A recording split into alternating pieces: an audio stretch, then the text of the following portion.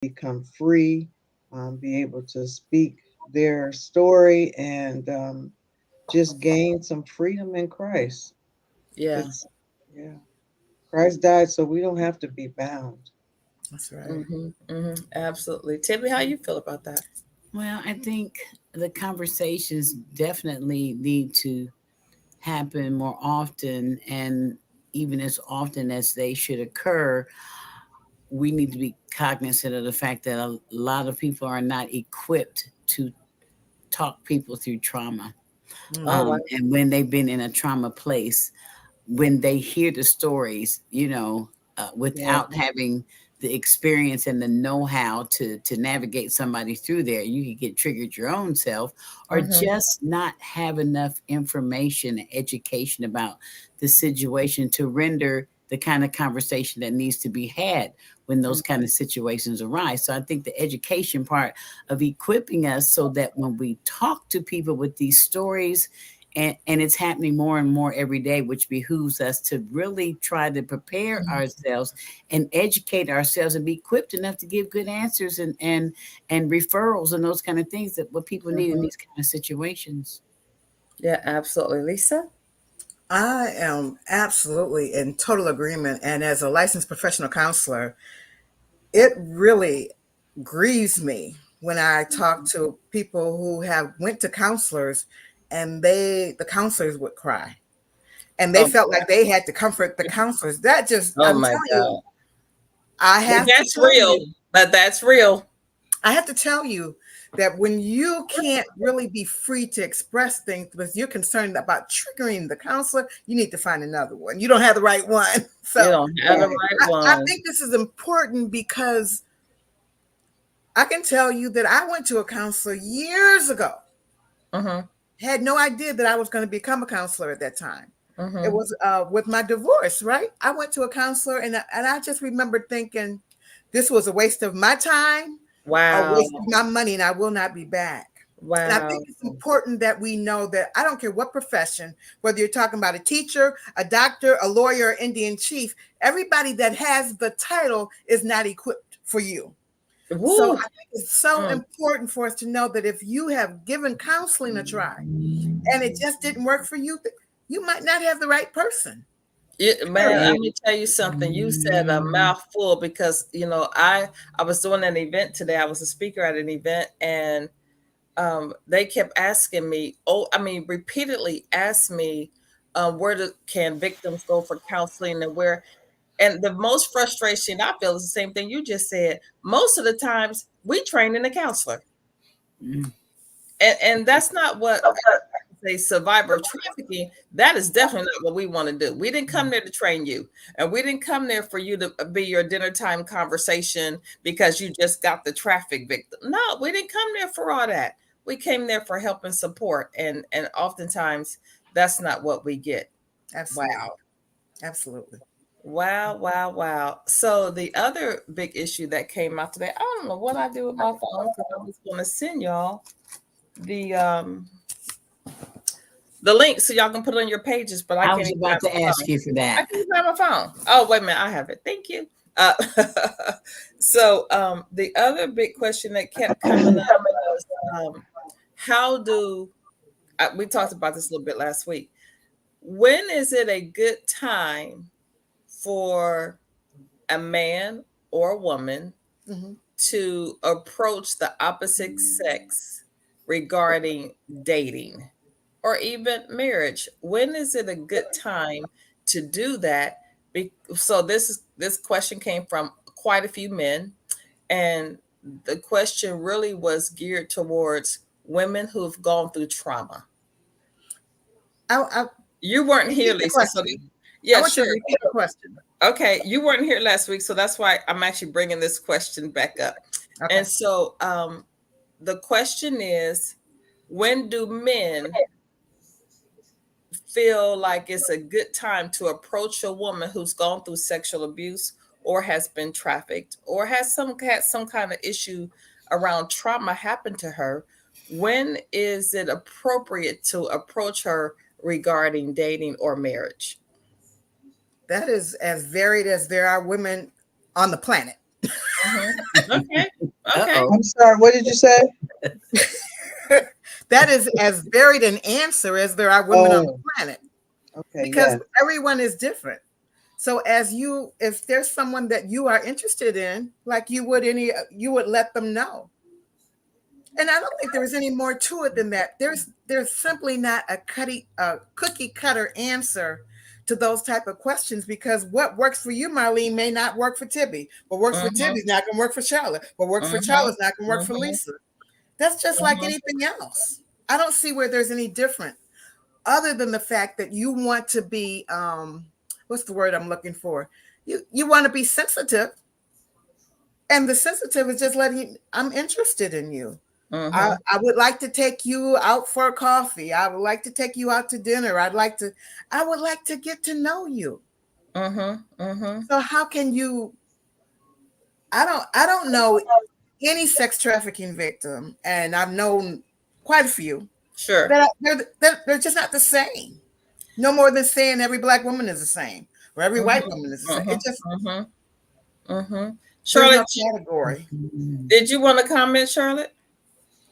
I agree with what Lisa said. The other part of that is they have to be totally honest and upfront and direct, Yeah. because a woman needs to know that the person is sincere and serious, not just trying to, take advantage of her or, pull on her heartstrings, but they're serious. They're looking for something that's going to be meaningful and hopefully permanent. Yeah. Because if it's just they want to date for a while, I mean that's iffy. No, Women that's who not are what they're looking for, vulnerable. but there's no guarantee when you're dating somebody that's the person you'll end up marrying. No, there is no guarantee. But Uh, if there's no interest in that, what's the point? I'm just saying. yeah, no, so yeah. I totally agree with Lisa. That's all I'm saying. Yeah. Yeah, I totally agree with Lisa. I don't think that, and I said that to the guys, like, I don't even know if that's a real question. You know what I'm saying? Everybody's so different. How can you just say that it's going to be at this point? Is so when it comes to speaking in our community, in the anti-trafficking community, it's been said that survivors should not speak for less than until they've been out the life at least 2 years. I think that's really ridiculous personally, but that's what they say. And so dating, you serious? And then when it comes to like everybody's in different spaces, everybody's journey was different. I know some victims of trafficking been trafficked for 1 day, and some that's been trafficked for years. And they still, that person that was trafficked for 1 day can have just as much trauma as the person for years. And then most importantly, I think these brothers got trauma too. Who ever said that they don't have trauma that people don't have to be concerned about? Okay, Tibby, you want to say something? Go ahead. Well, I was thinking from the other perspective of the woman who is noticing that somebody does have interest. I think that it's really important to be honest, because I'm thinking about me in all of this. Okay. And when I was still in a place of trauma, I didn't want anybody to know about it. So I didn't tell.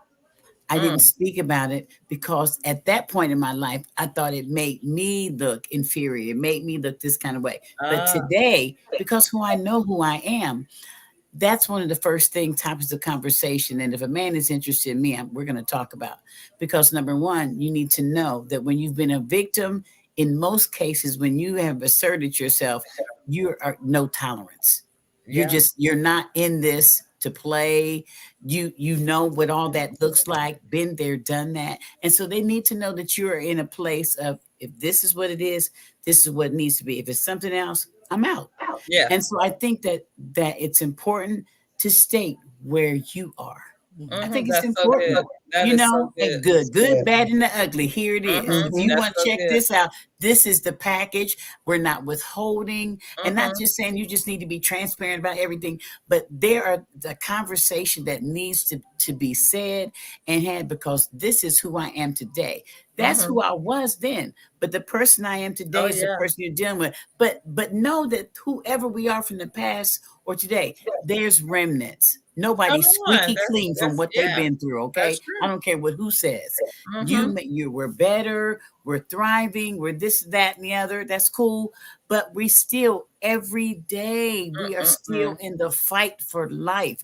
We are Mhm. still trying to make a step forward. We're still looking ahead, and so with that being said, there's honesty and transparency that has to come to the table for this to be anything at all. Okay, so now that Right. leads me to another question. Do you think that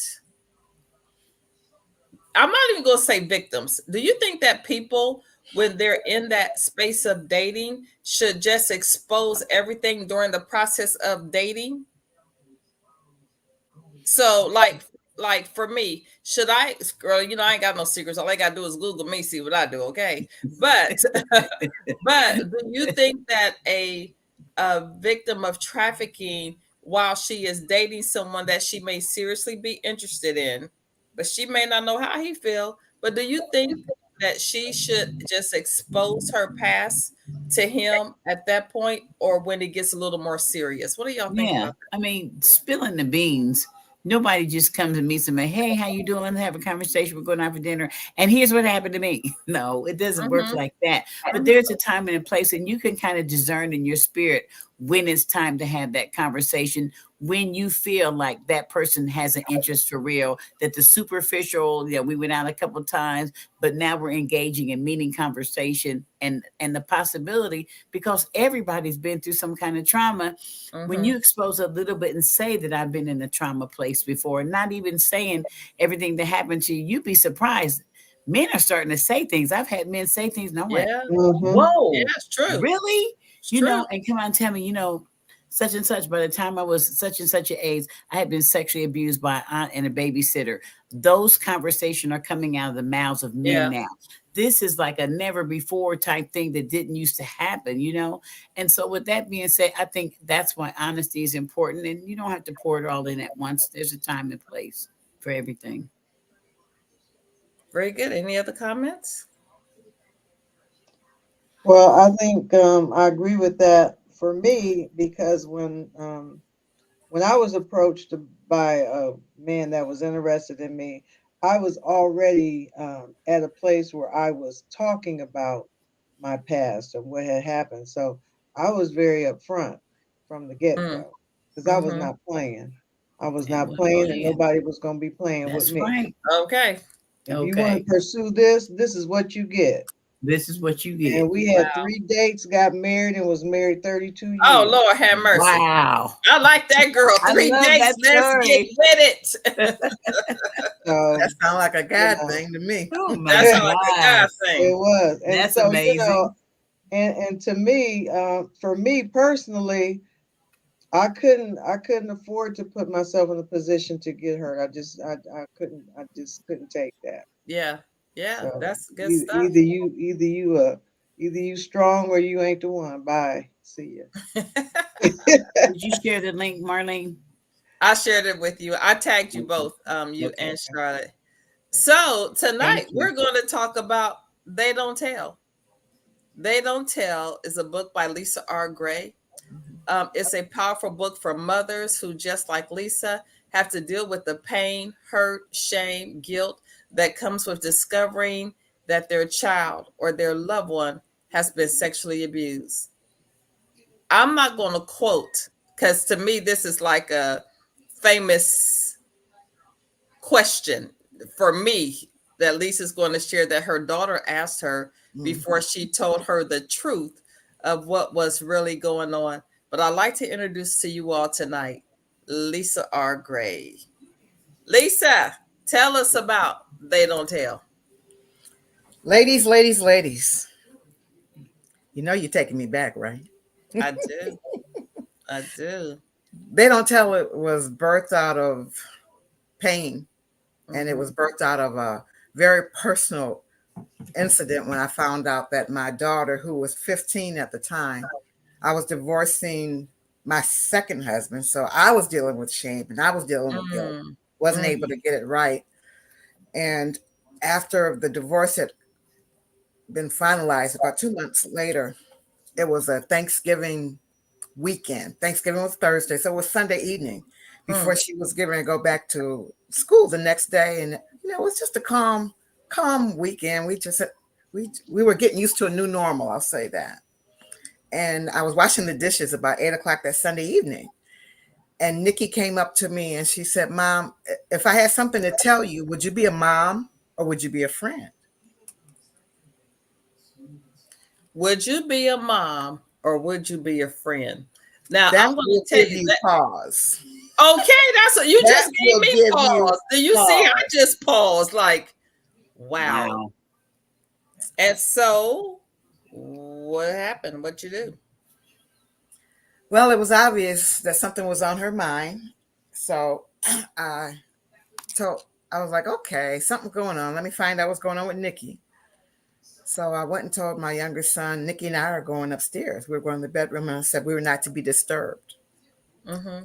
So from 8 o'clock on that Sunday evening until midnight, my daughter was squirming. And I have to be honest with you, I don't remember that conversation because by midnight, she finally let it go that she had been sexually molested by my ex-husband now and her stepfather. Wow.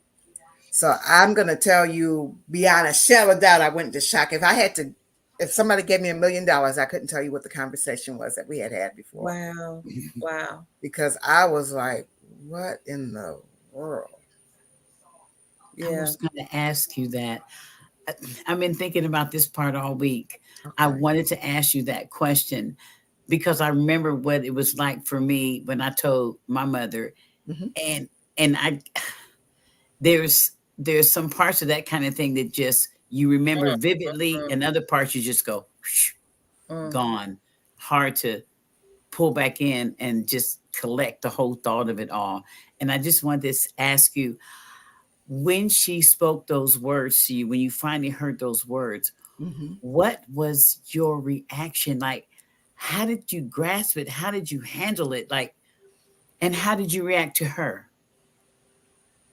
Well, first of all, my daughter's never been a liar. So I never, there was never any pushback. But I can tell you now, as I process things and continue to process, I kind of felt like in the Bible when Gabriel had told Mary what was going to happen. And she said, "How can these things be? No, I've never known a man." I'm sitting there going, how can...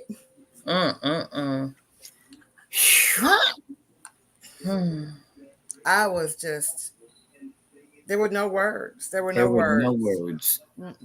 There were absolutely no words.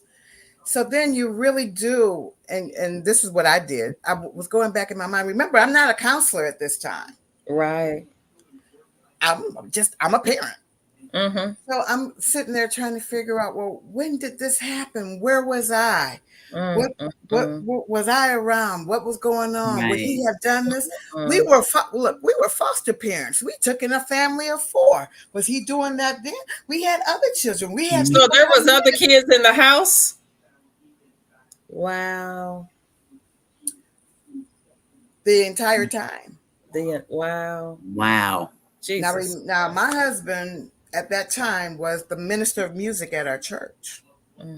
So I was under the delusion that I was getting a Christian man in the beginning of the marriage. It was, Lord had made it quite clear to me that this man he was in the church, but he wasn't in Jesus. He was not in Jesus. He was not in Jesus. So those are the types of things that whole week, all I did was, I didn't cry in front of my daughter, but that whole week I was like, Nikki, we're going to be all right. We're going to get through this. I did, all those good things while I was dying on the inside. Because as a mother in this culture, you're taught that you are superwoman, that it's Oh your job boy. Oh to do boy. everything, which meant that I had not been a good mother, let alone a decent mother. How could this happen? Why wouldn't she tell me? My daughter loves me. I know she knows I love her. All these types of things that I just didn't understand. So one of the things that Wow. has happened is become one of my life's mission is to get this word out, especially to parents. And there's so many young women. I talk to more women than men they're just saying, my mom, she kept asking me, how come I didn't tell her? How come I didn't tell her? Well, I was thinking the same thing. I was like, why wouldn't she? That just Yeah, didn't make yeah, no yeah. sense. Yeah, yeah, It didn't yeah. make any sense. Well, now I understand totally all of the grooming, all of the shame, all of the guilt. And what's going to happen if I do tell? All the things that you talked about, Tibby. I mean, but when you first hear that, and then to think that I brought this man into the home to molest my daughter. You talking about some guilt and shame I had? I'm just sitting here Ooh. trying to imagine how my heart would feel. I can't even process that right now. That's very painful. It was very painful. I promise you. My goodness. So this is definitely one of those moments where it takes me back, even to the point of triggered, just to know how you felt. I know how it felt from our standpoint. And I remember the look on my mother's face. I mean, it was such You're a blindsided. You're totally blindsided. I really felt like I had a knockout punch. Right. She's like, you're not saying this to me like this. We're not having this conversation. Like those words are not coming out of your mouth. It's like one of those things like, this cannot be real. My daughter has been dealing with this type of abuse. She's been dealing with this type of pain from this man. It was, when I tell you, it was bad. It was bad. I know. But now let me move on to that week, because that entire week I kept sending her to school. She wasn't doing well in school. I kept sending her to school and then picking her up and putting on the good face when she was home. But I'm telling you, I was calling everybody that I knew, my pastors, my friends. I was in a good community and had a lot of support. But I just wanted somebody to tell me how could these things be? Yeah. Possible? Well, I have a question now, because I want to know what was the pastor's response. He was also the pastor of the perpetrator. Correct. What was his response? Very much about, very soothing. Okay. Very prayerful. Well, praise the Lord for that. Oh, absolutely. Absolutely. And he was just, the entire time, he was a support. He was always a supportive person. And is to this day. Yeah, I remember telling the pastor some things that was going on in our household, and he said, well, you should just be glad that a man married you with 4 kids. Oh, yeah, I get that. That's what he told me. Wow. That's going to take me someplace else, Marlene, but I think it's so important for us that the leaders that we have are broken leaders. Yeah. They have, you already said it, Tibby, they have their own trauma. So the things that they say let you know that there's some things going on, and so many leaders have been involved in sexual impropriety of many kinds. Many kinds. I don't know who it was that was talking about when a certain congregation would have a convention, that all of a sudden the amount at the hotels, the amount. Oh, I told you that. The amount of pornography that was being shown in the rooms went up. You're not the only one. If you told me, you're definitely not. Wow. So we have a lot of these closet sins because we really want to put on a good face as if everything's okay when we're dealing with so many broken leaders, My so God. many traumatized, so much. I'm gonna call it generational sins, generational curses that have not been dealt with. Yeah. Yeah. And that's one thing that I found out on this journey. There was a lot of incest in my family that I had no clue about. Mm-hmm. Mm-hmm. So when the Lord told me I had to write about it, and I asked Nikki, he was like, "Mom, if it's gonna help somebody, write about it." But I've had so many family members come and share their stories I didn't know about. I was ignorant of. Ignorance is the absence of knowledge, right? Mm-hmm. But I can tell you that when I started speaking about it in social media and different, you could hear the chatter.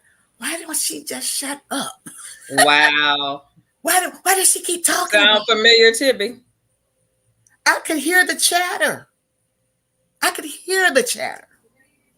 But you want to know somebody who Lord gave me this mouth to open up and talk about it, because it's those secrets that keep us sick.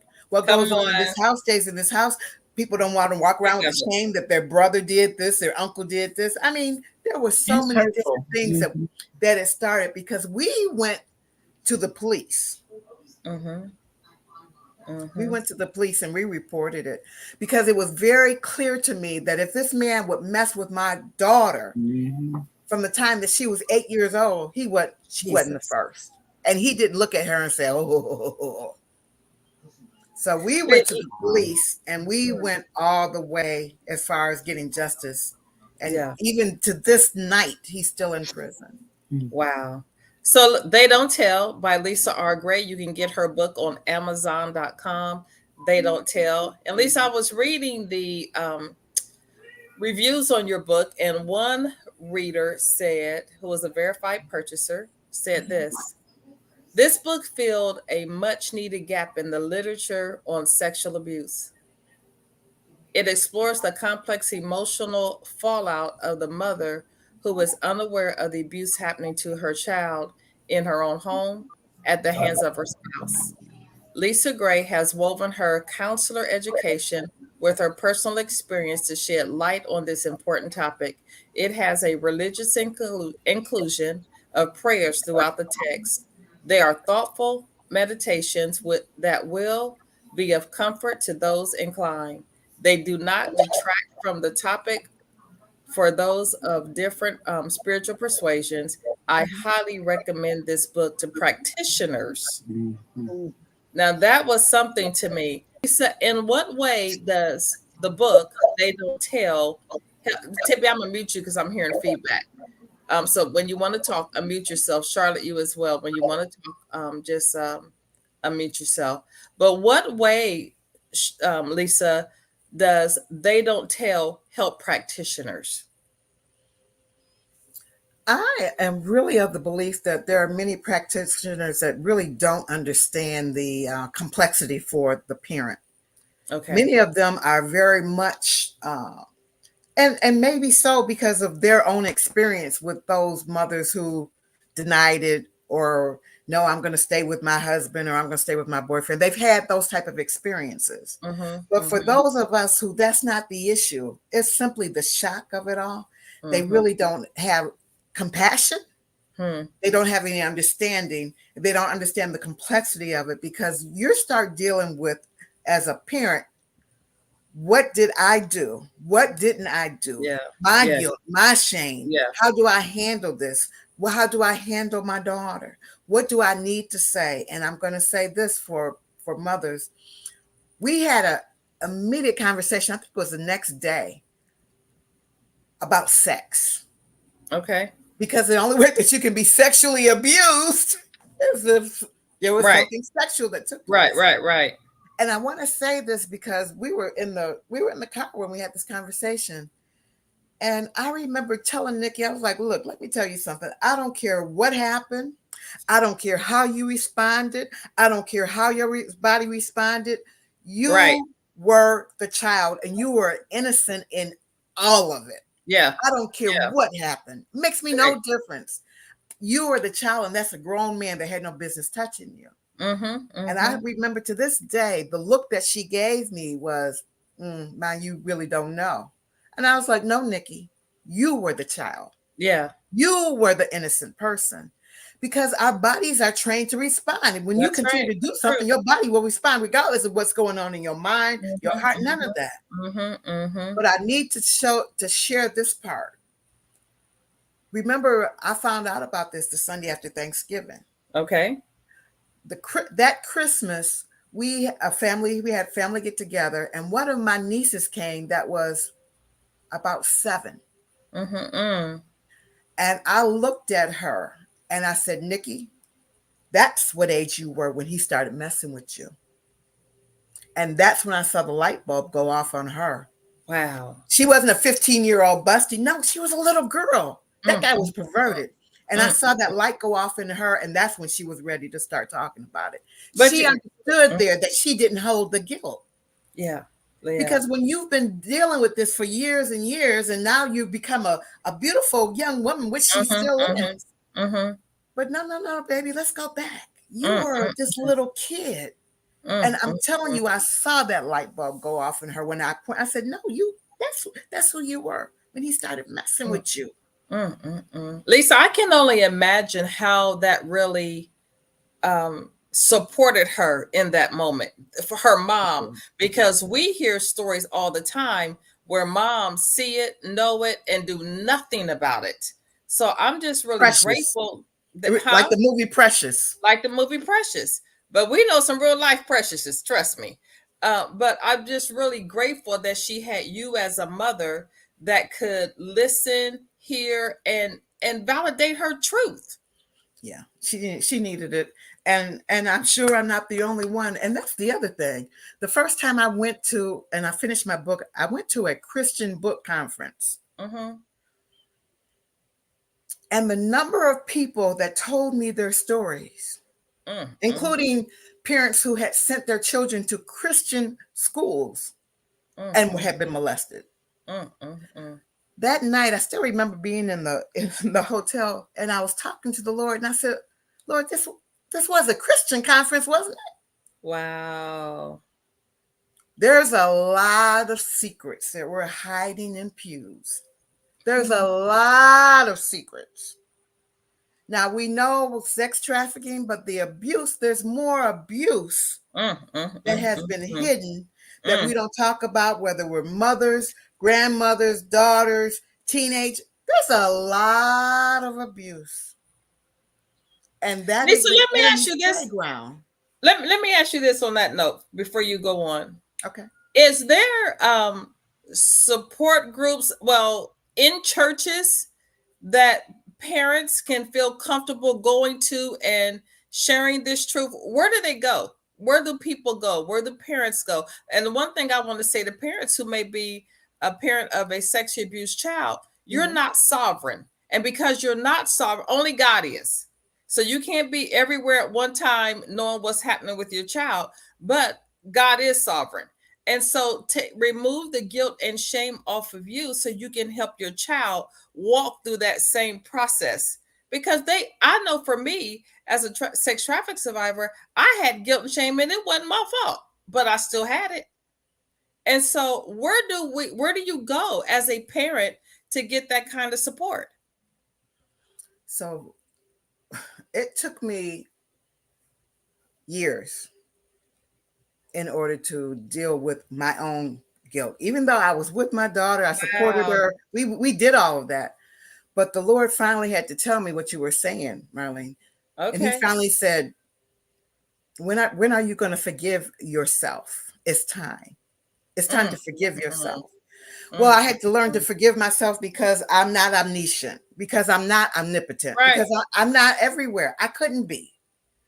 So, and that's one of the pressures that's put on mothers this day, whether you're a working mother, and you're supposed to be all things to all people. And I mean, let's be honest, we all have our trauma. You already talked about that, Tippy. We all have different things that we're dealing with.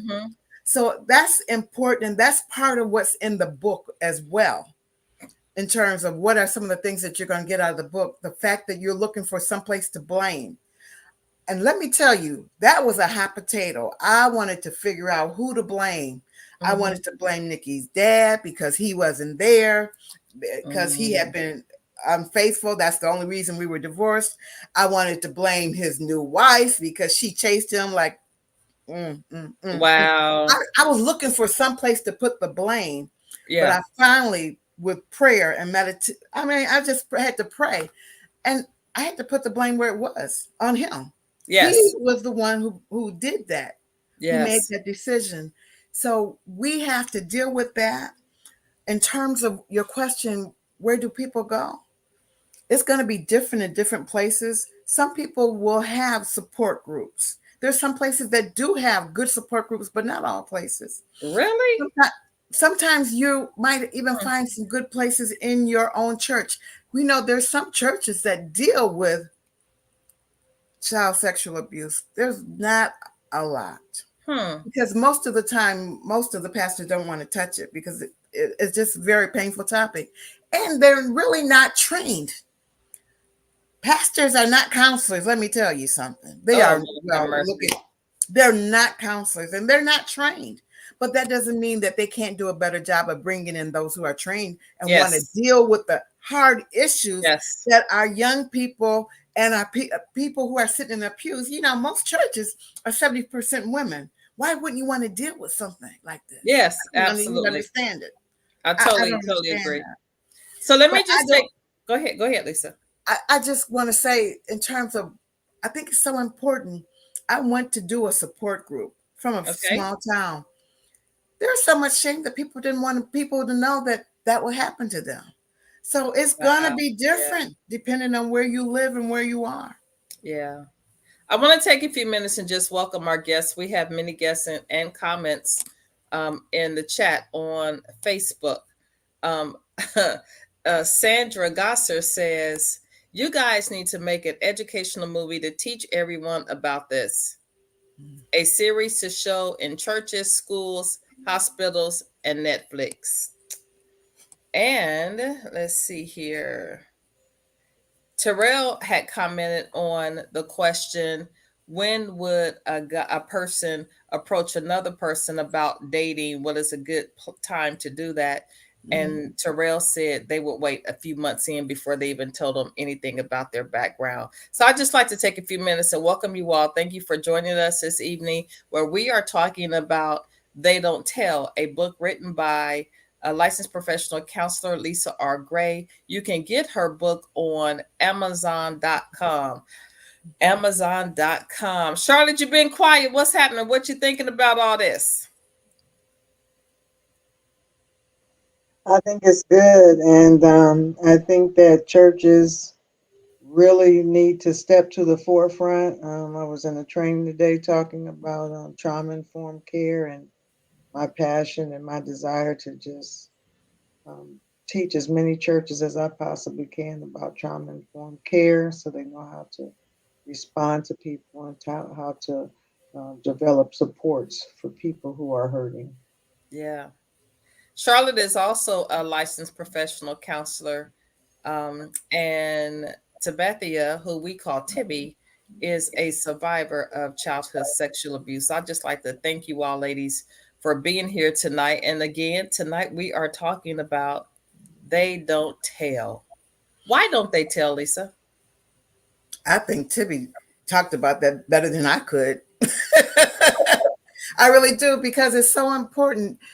There's so much grooming that has taken place. And then the shame and the guilt. Remember, Marlene, you just got through saying you were trafficked and you carried the guilt. Mm-hmm. I have yet to figure out how it is that when somebody gets violated, they become the person that holds the weight of the guilt and the shame. Mm-hmm. It's ridiculous. It's absolutely ridiculous. So, you know, even as we talked and my daughter and I, we talked about it. We did some counseling together. And I remember asking her one time, well, aren't you mad at me? And she looked at me, she's like, Mom, you didn't know. I said, but Nikki, don't you want to yell at me? Don't you want to shout? Don't you? She said, Mom, you didn't know. You didn't know. Wow. That's very mature of her. That's all I can say, because I was mad. I was mad. I wanted to yell at my mama. I wanted to yell at you, God, the devil, everybody. Okay. And so, and yeah, I was mad. I was hurt. And yeah, I probably did yell at some folks. Yeah, so that I guess that goes back to the fact that everybody's different how they handle it, what they do with it. Yeah. And really, how did your family handle it? Now, remember, my daughter was 15. She turned 16. She took the rest of that year of school out. Mm, She just couldn't handle it. mm. She was processing the trauma and the trauma of everybody knowing now. Because remember before Ooh, it that's had a been whole a nother secret. dynamic. Okay, that's a whole nother dynamic. Go It ahead. had been her own secret. Now she could be Mm, approached at mm, any time. mm, mm, I'm going to tell you one of the effects of her being. Now, remember, she was 15, turning 16, okay. about 4 or 5 months after finding out. We were going to the. We were going. She was getting counseling. We were going through the legal process, Mm. Oh my and goodness. the perpetrator was making me into a liar. I put my daughter up to it. I have no, I mean, all the different lies. It was all about me because I was putting my daughter up to it. Mm. And it was the talk of the town. So Small it was town. of a small town. So my daughter was under this stress in high school. So I just took Mm-hmm. her out of school. I took her Mm-hmm. out of school. Mm-hmm. I'm here to tell you that when you make the decision to open your mouth and talk about it, it is not always easy. Ooh. It's not. Mm-hmm.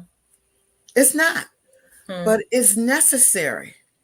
It's I just remember necessary. Nikki talking about when we were it took about a year for the trial process to take place. But that week that we were in the court system, a lady had walked up to her and told Nikki that you're braver than I was. Because you're braver than I was. This was a grown Wow. woman that walked up to her and told her, you're braver than I Wow. was. And Nikki said to me, Ma, if she had said something, it wouldn't have happened to me. Wow. Wow. And I told her, I said, Nikki, you're right. But because you said something, now Right. it's not going to happen to the next To person. the next one. So Wow. he was convicted he got a first degree. It was not just Nikki, it was also his adopted sister that testified against him. Mm. And we know that there were others that they weren't able to talk. So Mm-hmm. he received 15 to 40 years. So he's been in for 16 years now. 15 to 40 years. First degree. And it was how many victims? 2. It was 2 victims that talked. Mm-hmm. Okay.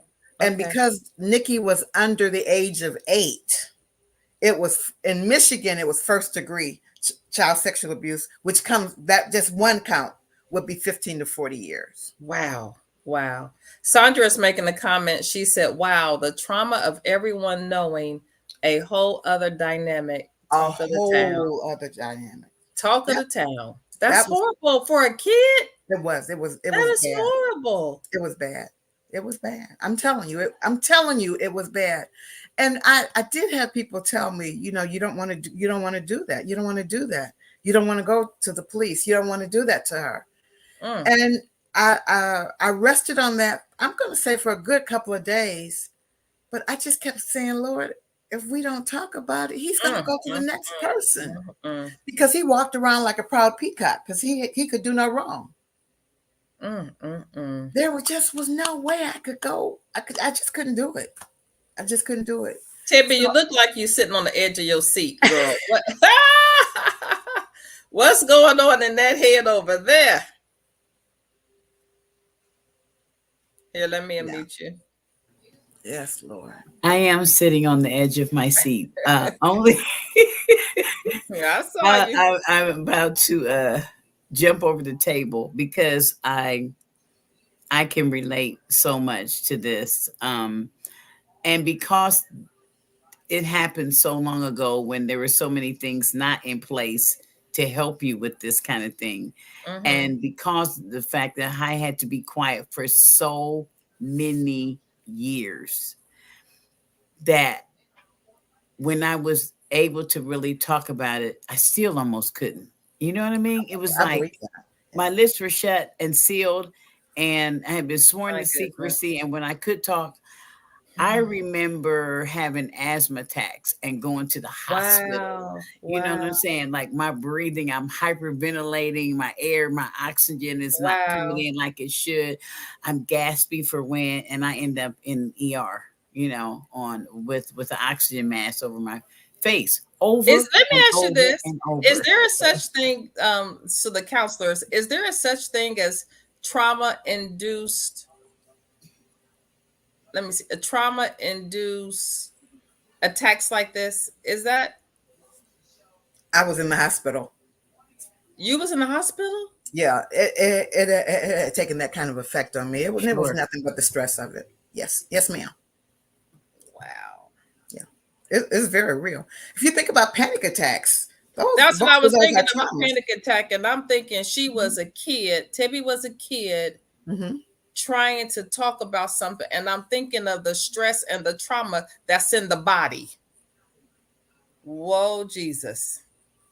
Where does it release at? Where does, so I hear that some kids like act out. Some kids become very how you say it, promiscuous. Promiscuous. You said it Yeah. right. Mhm. Yeah. Some kids become very promiscuous. Some kids might turn to drugs or alcohol.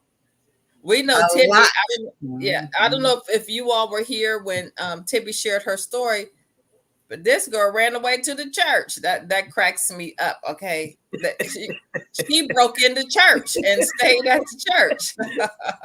That was a classic right Which there. makes sense because she wanted to be safe. She was looking for her Ooh, safe her place. safe place. She wanted protection. She wanted peace. It makes perfect sense. That's true. Wow. That is Wow. true. Go ahead, Tibby. I interrupted you. Go ahead. No, I was just thinking just how emotional that is. And that's why, when I hear these stories and especially where young kids are concerned, when they're not even old enough to be able to process something like that. And because the brain is not fully developed until you're 30, when you're traumatized before that, you stop. Growth, everything stops, and you're stuck. And I remember that stuck like Chuck feeling for a lot of years, wanting to have some momentum, wanting to move, and could not do it. For the life of me. And that's when I started feeling inferior, because I said, I know I got something in me. I know I can do this. I know I can do that. And I couldn't produce like I want. I couldn't execute like I wanted. And there was just something holding me back that I just could not walk in a place of peace or freedom. And I am telling you, it's a horrible place to be for a child. For a child.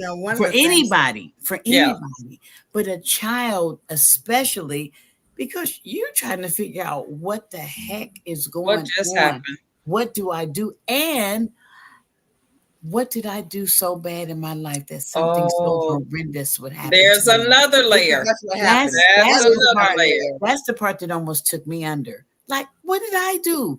And there's how much nothing that wrong you could can I do. do at 11 years old? Like, how God couldn't be that displeased with me? I ain't been around long enough to do that much wrong. So how, God, how did this happen to me?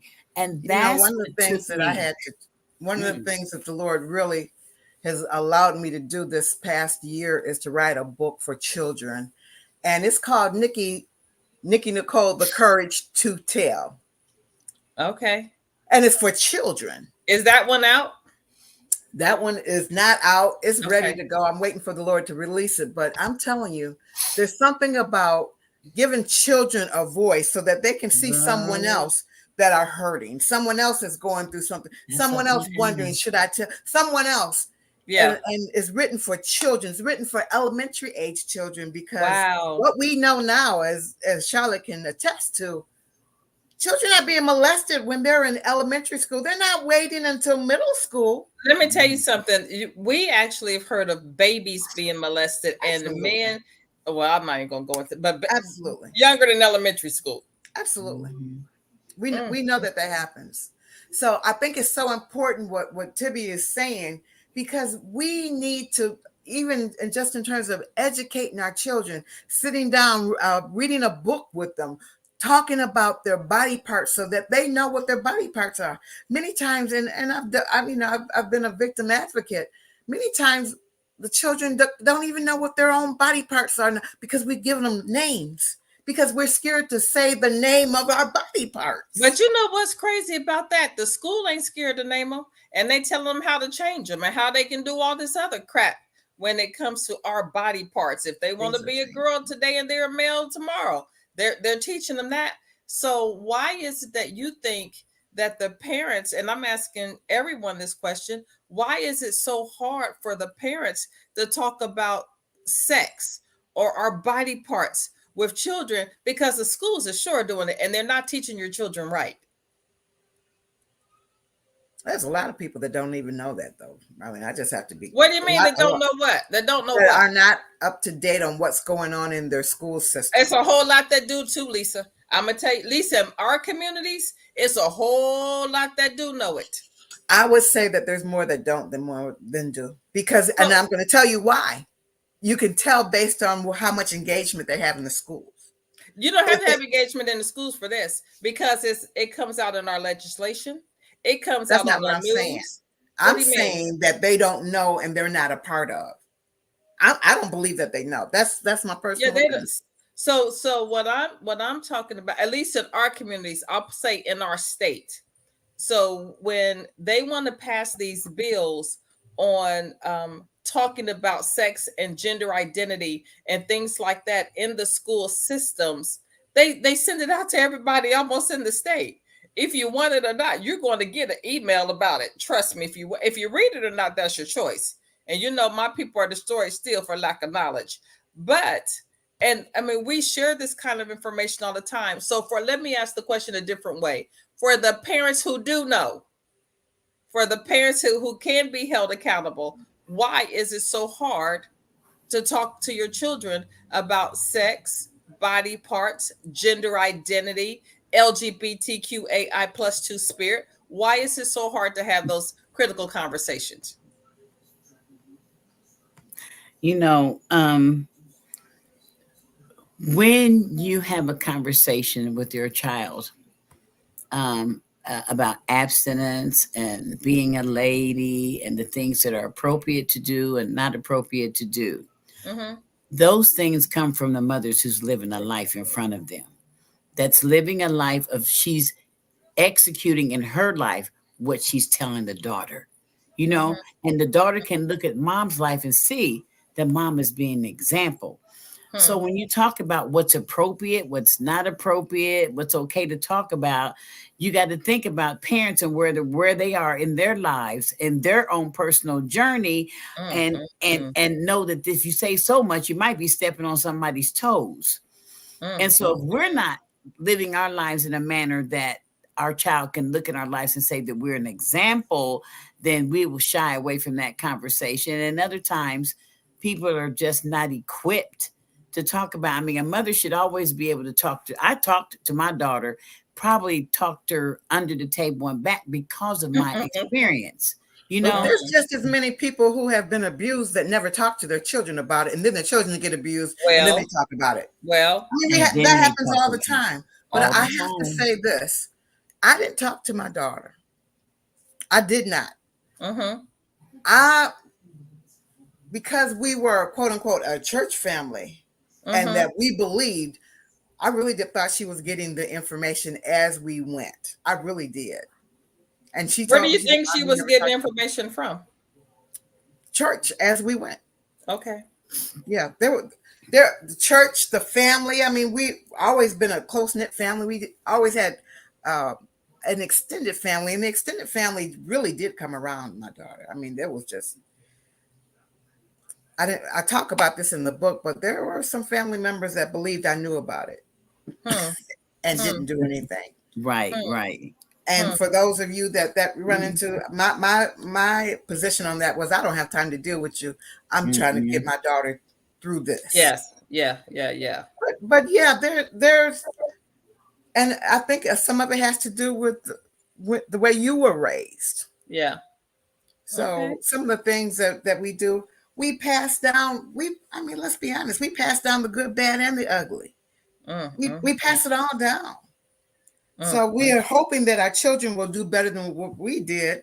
I had one friend who it was his wife had been molested by her father, who was the pastor of the church. He met her in Bible school. But what happened was her mother walked in on the father molesting her when I think she was in 11th or 12th grade. Wow. And her mother's response to her was, "What do you want me to do?" Her mother's response to her. Her mother's response to her was, "Help us today.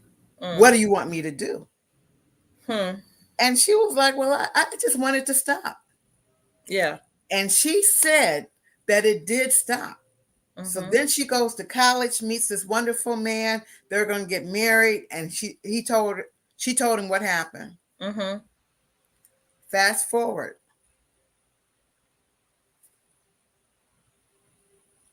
The grandchildren are molested now. Nobody talked about it. So her husband, who's a wonderful man, has written a book, and I can't think of the name of his book. Wrote this wonderful book, went back to his father-in-law and said that he had to apologize. He had to go back and repent for what he did. And the father-in-law, who's the pastor still, looked at him and said, "All of them?" I don't remember all the names. Wow. Whoa, Jesus. Wow. So the reason I'm saying this is I think it's very important for us to use our Charlotte, close your mouth. We have to talk about it. We have to make the decision that we're going to have to let the shame and the guilt go, especially that we're holding and it was never ours. Let those emotions go. And I think it's really important, something that Tibby was saying earlier when I was talking. Ask the Lord about your triggers. What are some of the things that are still triggering you? Because when we still have triggers, then that means that there's places that still have some bruises. So what are some of the places that you're still bruised with, that you're still asking the Lord for some healing? Lord, I need you to go back in that place. One of the things the Lord told me, I was in prayer one time, and he told me that I had hate. I was like, hate? Wow. He said it was lodged in my liver. And I was like, well, I know there's only one person that I could have hate about. And this hasn't been that long ago. So sometimes we kind of push like the beach ball, you keep pushing it underwater, you keep pushing it underwater, you keep pushing it underwater. Well, at the appropriate time for you, let the Lord bring it up so he can bring some healing. So it's not still bruised. I think that we have to be responsible for getting the healing that we need in whatever area of life that we need it. Wow. We are going to have to be responsible because nobody else can do the healing. So we're going to do it with the Lord, those of us who are Christian, but it does become your responsibility because you don't want to be all the rest of your life getting triggered about everything. Does that make sense? What totally makes sense. And so I just read a post yesterday and it said, if we don't start dealing with our childhood trauma, it will come out at the most inopportune times. Yeah, it does. It does. In your relationships, whether it be your intimate relationships, your business relationships, your church it's coming out. It's definitely going to come out. Sometimes some people will eat it. They're going to eat it away. Some people going to toke it away. Some people going to shoot it away. Some people will drink it away. Some people will shop it away. Some people have to have all of the latest, all the name brand, this and name. But that's still those are trauma responses. Those are trauma responses. So Sandra says they don't teach godly principles when it comes to sex in schools, and our bodies and the schools take over in perversion.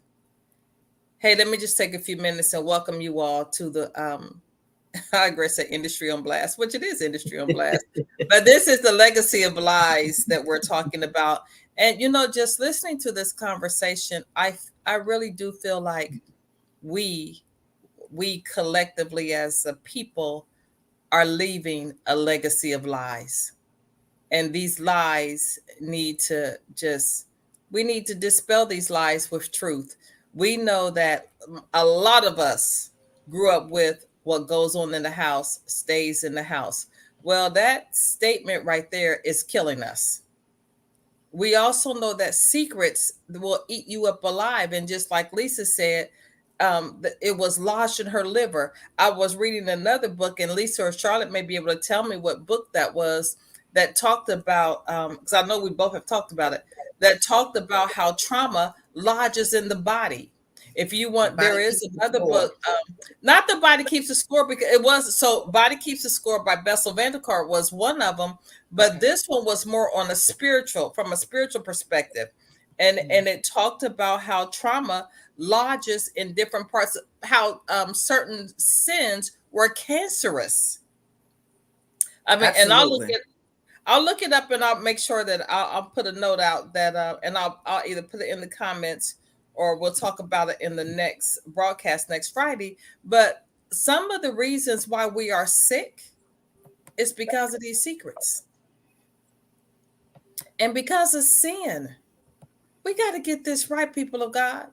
And I know most of y'all on here are believers. And if you're not, let me help you.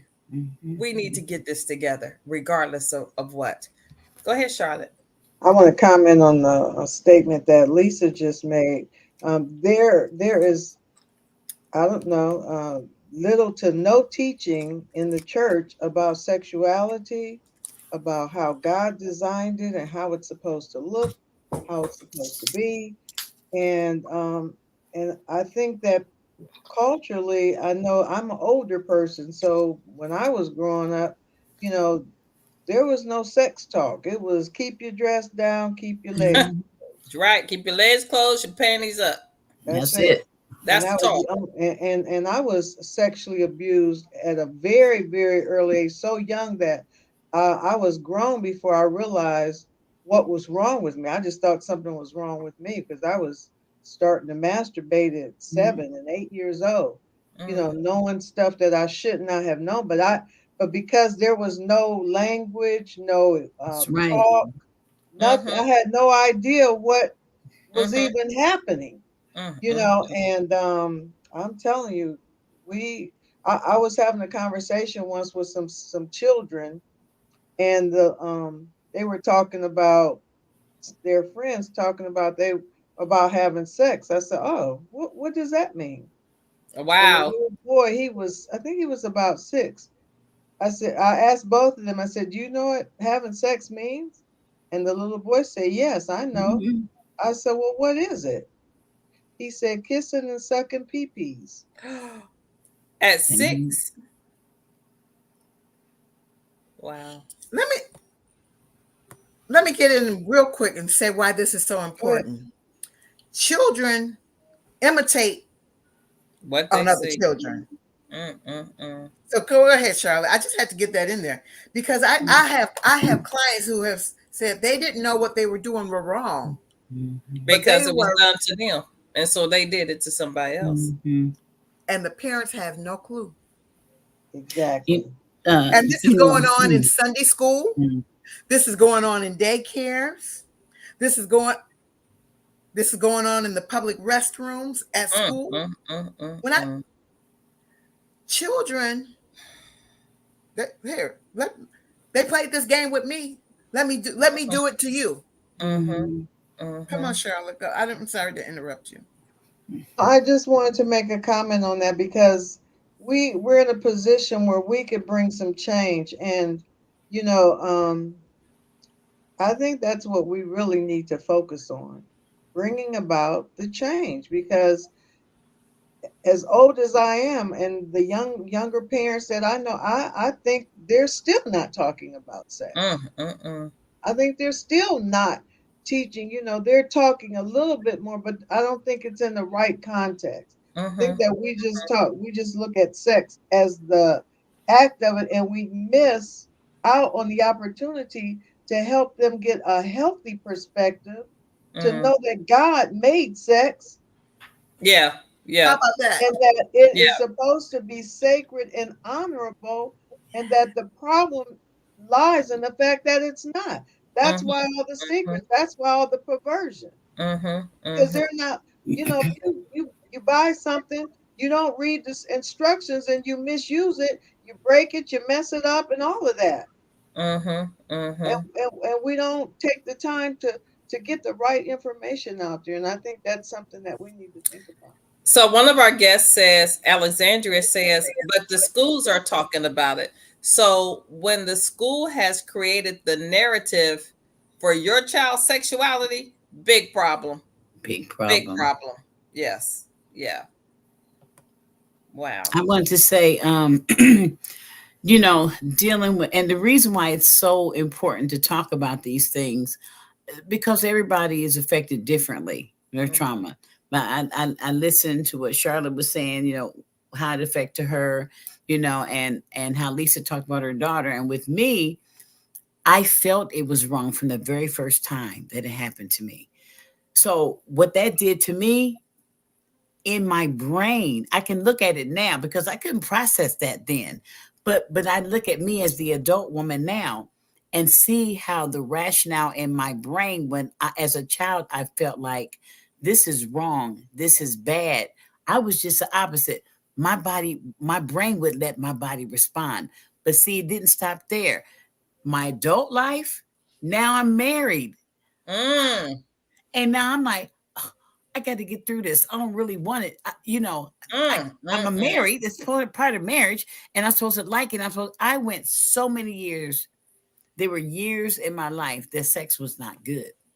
It Mm, was not mm, good, mm, and mm, it was not good because my brain said, as a child, this is wrong, and if it's wrong, it ain't supposed to feel. And my whole continent shut down, and then it mm, shut down in my adult life, and now I felt mm, abnormal. I mm, felt like I'm not a woman, or something's mm, wrong with me, or why can't And Whole so nother level. a whole mm, nother mm, level of mm, stuff happened to me because now I feel inadequate as a woman. Now I feel like, but something's wrong with me. I'm not. So, and I talk to my girlfriends. Their sexuality wasn't like that. They like sex. What's wrong with me? Why don't I? And oh, so, and then when I finally got through that hurdle in my life, when I like sex, then I said enjoy sex, overboard the other way. You know what I'm saying? yeah. Just being able to create a place of balance in all that turbulence because it was like Yeah, this, that's and good. so it took some time for me to get myself to a place of understanding where the balance of all this happens, where sex is concerned, you know, and what it did to me as how it made me feel as a woman. I felt less than. Mm. Wow. So I want to Well, read this comment. Alexandria Peters said, yep, cartoon pictures in sex education starting in the 6th grade. She works in the school system. And she said they're showing it to kids as early as 6th grade. So how old is a 6th grader? Like 11? Is it? I about don't know. 11. Tell me. About That 11? sounds right. About 11. Mm-hmm. Mm-hmm. So they're showing cartoons, sexual cartoons to children at 11 years old. So parents, you see the reason why it's so imperative that you teach your own kids. That's right. It's imperative. She said they're 11 to 12. Trauma causes re-trauma over and over and over. Yeah, yeah, yeah. You need to teach your own kids. And you know what's kind of jacked up because so many parents, well, a lot of kids are in single parent families. So mom is trying her best to do what she do to provide, to care for, to make sure they got someplace to live, food to eat, all the necessities of life. And that is a very important thing that we cannot ignore. We can't just say, I'm gonna let them teach it because they no, no, no, no, no. We can't even afford to do that, to be quite honest. Because they have all our kids messed up. Another thing I was thinking, as we I don't know educate what you're and going to do share. after. Hold on, Lisa. Tibby was speaking. I don't know if you heard her. Hold on a I second, was Lisa. Go I ahead, was Tibby. saying that as we educate young people and people around us, and give them an understanding of um, how we have to react to these kind of things and how we talk to our kids. And because so many kids, and as I was kind of reading some reviews for my book, so many people were saying, that happened to me as a child. That Wow. happened to me as a child. This opened up some wounds for me. I got to go back and look at this. I covered it up all my life. Somebody told me, I read a couple of chapters. I put your book down because I had to go regroup and get myself together. And then I Wow. came back and then I had to look at me because I went through. Because this process is so continuous and we're going to have to keep dealing with it over and over and over, we have to talk about the forgiveness piece in this. The reason why is because you're train wrecked without that part. Without that part, you can't heal, you can't go further, you can't move on. Because and you know, in my mind, I was reckless for so long because I felt like I had a reason not to forgive. Look what happened to me. Look what he did. I don't want to forgive. And so I stayed out there way too long on that premise. But the truth of the matter is the forgiveness part is not for them. It's for you. It's so you can heal. It's so you can be made whole. So as we talk to young people about the process who's gone through that, we've got to talk about the forgiveness piece so we can help, so they can begin the process of healing, because you can't heal without it. Now, And ladies, y'all notice I have not taken a break, and y'all still talking. Y'all have noticed that. This is so good, though. And you probably have noticed that we are over an hour. Okay. Yes, we are. Do you want to continue? Not tonight, but I am wondering when we're going to get to, and if this is something that you're looking at. I'm really, and because it's one of the things the Lord has me working on, those generational curses. How does that play in with the child sexual abuse? How does that play in with sex trafficking? How does that play in with being touched at an early age? Because we're talking about being in the Lord and getting some healing. I'm just saying. Well, I can tell you that I don't know if we will in Legacy of Lies series, because everyone in our audience is not a believer. Sure. And so, but we are talking about healing. And so I want to give, I just want to give space as we walk them through. I think it's going to be like a journey. I want to give them space to process it, because this is something that needs to be processed. And so I think we will get to it. The other thing I'll say is I really, I think it was Sandra who said that we should do some kind of Netflix series. I'm going to make a recommendation tonight. And one of the things that I would highly recommend to everyone in this room, to anyone that's listening that has a book product, and look, this is just, I'm going to say it like I feel it. Create or start a book club and charge for it. And have a counselor, a licensed counselor in your book club with you to walk people through the process. And have those critical conversations and open it up and really talk, and let it be private, not on this public platform.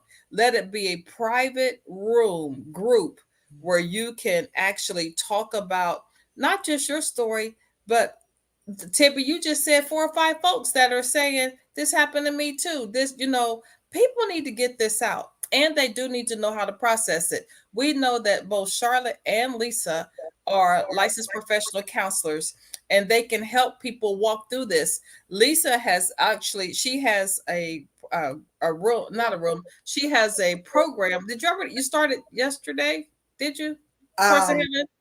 It's going to start on Wednesday, the Courts of Heaven. So she has a product called the Courts of Heaven, where people can, where can people sign up for that?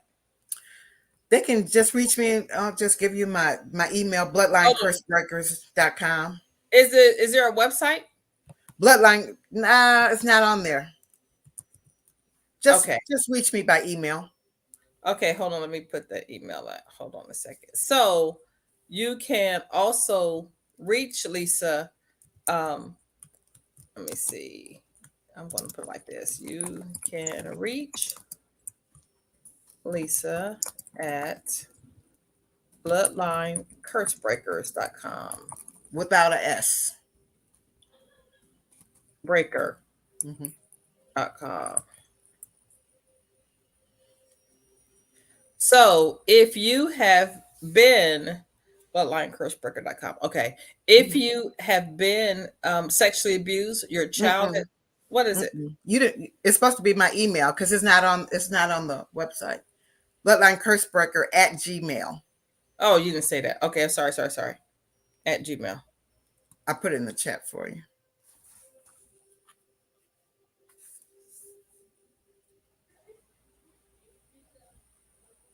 All right, here we go. Is that right? Thank you. Yeah. You can reach Lisa at bloodlinecurseBreaker.com if you want to take it a step further and you understand. And I'm going to tell you, there is an understanding that needs to take when you start dealing in the courts of heaven. That's a whole deep conversation that I don't want to hit tonight, but that is definitely a much deeper conversation. But for those who have, I'm telling you, books and products, I would highly recommend you all doing a monthly book club. Put a cost to it because you're going to have to pay a therapist. You're going to have to pay a counselor to come in and begin to talk about it. Begin to talk about it.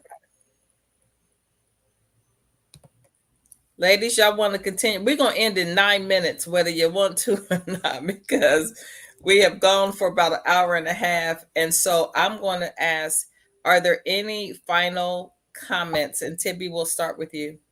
Oh, I'm sorry. I just think this is a really wonderful thing. I just feel like we're really on the right track, and just conversations that I've had recently, text messages like, "Are you guys on tonight?" Somebody called me and said, "What are you guys talking about tonight?"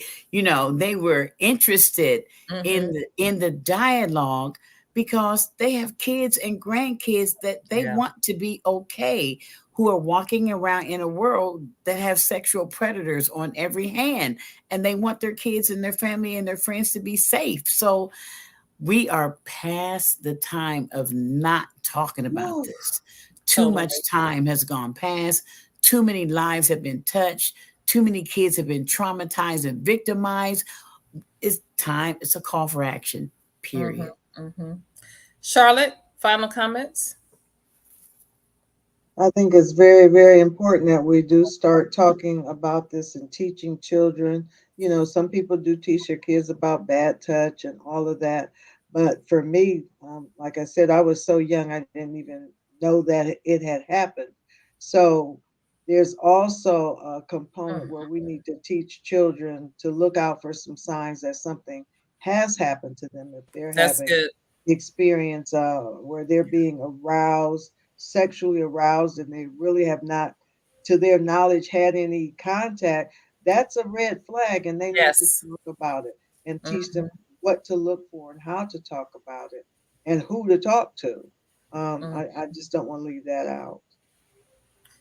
Boy, you almost starting a whole different conversation. I'm shutting my mind down right now, so I do not have to start this next conversation, because we'll be on here for another hour. Oh, okay, Marlene. Okay. Come on out of that thought. Come out of that thought. Lisa, I wanted to say final remarks for you. Again, we're talking to Lisa R. Gray, who wrote the book They Don't Tell: Sexual Abuse from a Mother's Perspective. You can get that book on Amazon.com. You can reach out to Lisa if you really want to kind of, let me say this. Y'all forgive me if you think I'm wrong for this, but let me just say this. These women are professional women. These women are licensed professional counselors. If you do reach out to them, know that there is a cost. Okay? And I know we're talking about sensitive topics, but there is a cost, because this is what they do for a living. So, but if you want to reach out, you can reach out to Lisa at bloodlinecursebreaker@gmail.com. Lisa, final comments. I really wanted, for those, I think it's important for people to know that there is such a thing as epigenetics. That there's such a thing as intergenerational trauma. That sometimes some of the things, because so many people walk around with this guilt and this shame of why me? Well, it may be that you just got born into a womb and passed on. So I want people to be able to release themselves from the guilt, from the shame, some of those why questions, and then be able to. Y'all just want me to start all kind of conversations tonight. Why are you doing that, Lisa? I'm because not doing we it. talked about the courts of heaven as one, but the Lord was telling me a lot of people don't understand that concept, and it is a very new concept that people aren't aware of. But people are aware of epigenetics because it's science-based. We know that children of those who have been traumatized, something's changed in the gene pool, in your actual DNA. So those are the things that we're going to have to start addressing. Those are the things that we're going to have to start addressing. And I think it's so important for us to go ahead and invest in ourselves, invest yourself in your time, and doing some journaling and getting some professional help, some professional assistance. And one person may not have all of your answers, but people can take you as far as they can. Yeah. And that's okay. That's okay. But I don't want people walking around with a limp. You don't have to walk around with a limp. You can be made whole. Spirit, soul, and body. That is so true. I just thank you. I just thank you for the opportunity to talk about it. Yeah. And I have to say that there are many people who have a book in them, or they might have a blog in them, or they just need to write about what happened. I believe that I was healed when I wrote that book. But do you know, as I started going over some of that stuff, I would stop writing and lay on the floor and just cry. I bet you did. I'm telling you. And I thought I was done. Okay, I'm ready to do it now. And the Lord just looked at me and said, "No, babe, girl. You're not done. There's more. So it's okay when there's more. I'm not walking around in that shame and that guilt anymore. I have an excellent relationship with my daughter. My daughter is healed. I'm telling you that there's healing available for all of us. All of us have gone through some things. So do it for you. Do it for you. Take a step. Yeah. Thank you so much. That is so good. I want to give a few minutes for anyone in our audience on Facebook for their final comments. So we got some really good comments in here. If you have any closing remarks, go ahead and drop them in the chat. We got about 2 minutes before we'll get off air. Sandra says this was so good. Sandra also said, "You women are amazing. Thank you. Thank you. Keep doing what you are doing." Yes. So we'd like to thank you all for joining us for Legacy of Lies. We have 2 more weeks of Legacy of Lies. We will hear from Charlotte Williams, who also has a book. Charlotte, I don't know why I'm doing this to myself. I just don't even know why I'm going to do this to myself. What is the name of your book? The Female Side of God. The Female Side of God. I'm not saying another word. But I'm going to tell you, you're going to want to get that one too. The female side. God has a female side. What? Okay. Oh, girl, that you got flags, hearts, everything coming up in the chat. They're like, oh my goodness, the female side of God. We also will hear from one more of our speakers. She's not with us tonight, and that is Keisha, who also has an abuse story that she wants to share. So we got 2 more weeks. Do we got 2 more weeks? Yeah, we got 2 more weeks, and it'll wrap up this series, and then we will see what God has in store for us next. So until next time, I want to thank you all for joining us on Legacy of Lies. This broadcast came to you by way of Industry on Blast. And ladies, thank you. And we are signing off. That concludes another mind-blowing episode of Industry on Blast. Thank you for joining us on this riveting exploration of the industry secrets. Be sure to subscribe and never miss an episode as we continue to unveil the truth. Visit our website at www.blastnetwork.com to catch up on previous episodes and stay connected. If you have a story to share or are interested in becoming a sponsor or guest, we want to hear from you. Together, we can ignite change and create a world free from the shadows. This is Industry on Blast, signing off. Keep shining a light on the truth.